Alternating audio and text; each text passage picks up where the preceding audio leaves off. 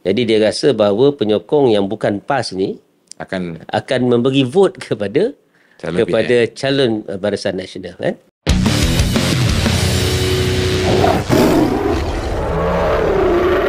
So pasaran MB Perak pun sepatutnya 18,000 majoriti. Itu pun satu lagi. 18,000. Macam mana MB Perak boleh letak sasaran 18,000 tu? Sebab kalau kita ikut tadi, transfer vote lah mungkin. Transfer vote tu satu benda.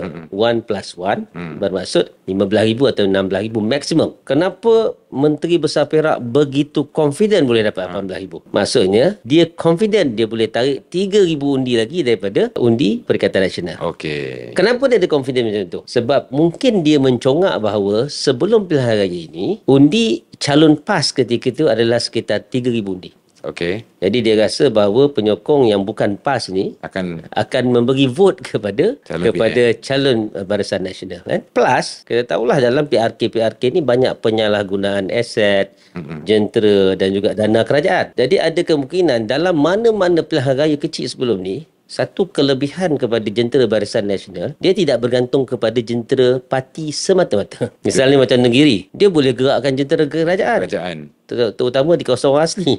Kawasan Risda, kawasan Felda, kawasan Fekra dan sebagainya. Jadi keyakinan Menteri Besar Perak ni asasnya daripada mana? Pada saya, pertama dia rasa dia boleh dapatkan 100% vote yang transfer tadi, 15,000.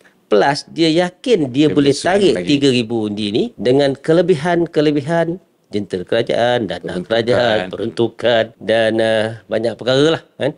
Maksudnya ada magic yang dia rasa dia boleh buat.